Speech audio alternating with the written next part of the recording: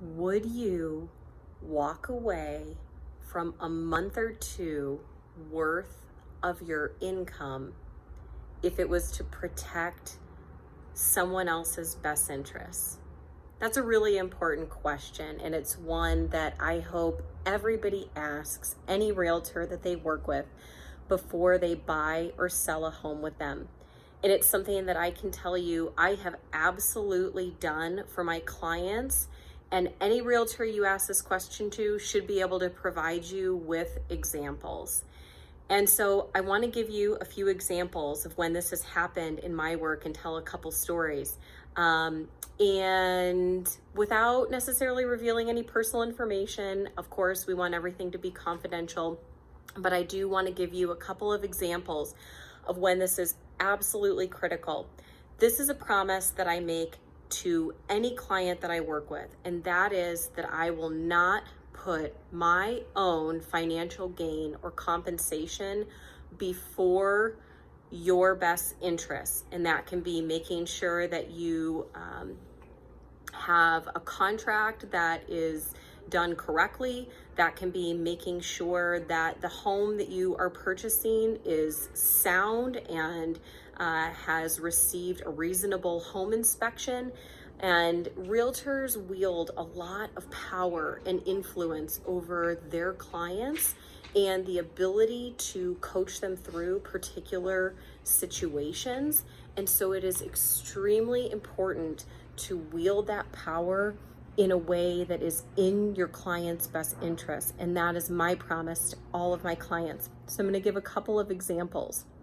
So one time I was working with a family and they found a house finally that seemed to meet all of their needs in a lot of ways. And it was newer, so it was appealing because the property was a little bit newer than some of the other ones that they had been looking at. And so they really, really wanted this house to work. Unfortunately, there was a mold issue. And I want to be clear that mold is not necessarily a death sentence to a house, but a seller that has a property with mold needs to professionally remediate the mold prior to selling the house. There's a specific process that happens for mold remediation, and it's something that I can go more into in another video. But long story short, okay, this client was trying to find a way that we could write the contract in such a way that the seller would have the mold removed, they would have it remediated, it would pass these certain inspections. If it didn't pass these inspections, then this would happen and that would happen. And what I essentially had to advise my client was, here's the deal. If it doesn't pass these certain inspections and you've already closed on it, okay, because that was based on the terms of what was going on, that was a reality. The seller, although they may have a contractual obligation to hold up the terms of the contract, if they don't do it, then you are now in an enforcement situation. So you are now having to go through the section of the contract that deals with enforcement of the contract. And sometimes that can become legal. And we want to try to help our clients avoid those kinds of headaches and avoid those kinds of problems because there were just too many steps in the process. And so I advised them to back out of the contract. And for completely legitimate reasons, it was within their inspection period. They had every right to do so. And I put my own commission check on hold, my own, this is how I feed my family and put food on the table. This is my full-time job. But I felt so strongly in this particular situation, having seen the extent of the mold and of the, the way that things were working out, that this was just a bad situation for the clients.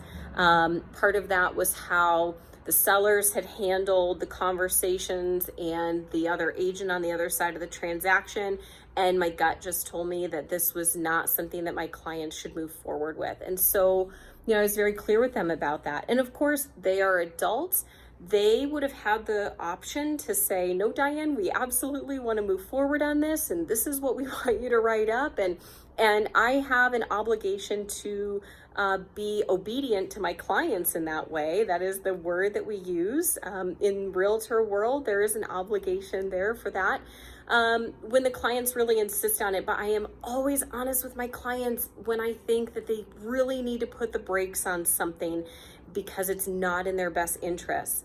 And in this particular case, those people, although it put things, it pushed it out a little bit further. It pushed out them finding a home. It pushed out me making money in my profession. That's okay. That is absolutely okay. That's exactly what should happen.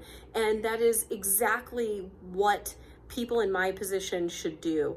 And so anyway, we pushed out that transaction. They ended up finding another amazing home that didn't have as many of those risks and concerns, that related to that particular situation. And then I've also had, other situations where maybe a client gets into going under contract. Just had this recently. And then they were investigating and they found out that there were certain HOA regulations.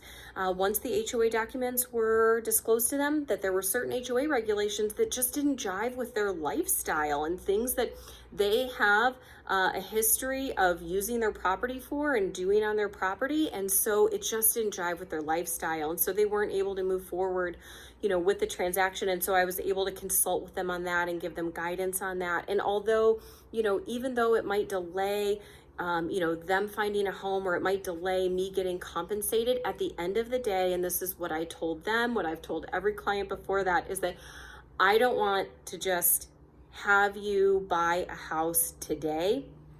I want to see you 2 or 3 or 4 years from now in this house and still have you feel good about that house, about that purchase, about that choice. And even when you get to the point where you think, gosh, it's time to sell this and to go into something else, you're still feeling grateful that that was the house that you were in for that amount of time, that you got to live there, and that it was a good house that we can now turn around and sell. So it's really important to make sure that you are working with a realtor who is going to put your best interests before their own interests, and that you have a strong sense that when they give you that kind of advice, that you need to walk away from something, that you can really rely on them and trust them.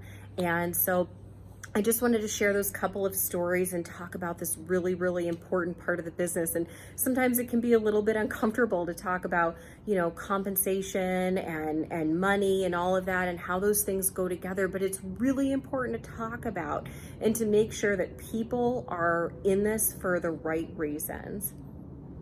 Hope that helps. Hope that clarifies some things. If you have any questions about agency obligations and responsibilities, about realtor compensation, about how any of that works, I am super open to being an open book and always honestly and transparently answering questions. So feel free to message me anytime.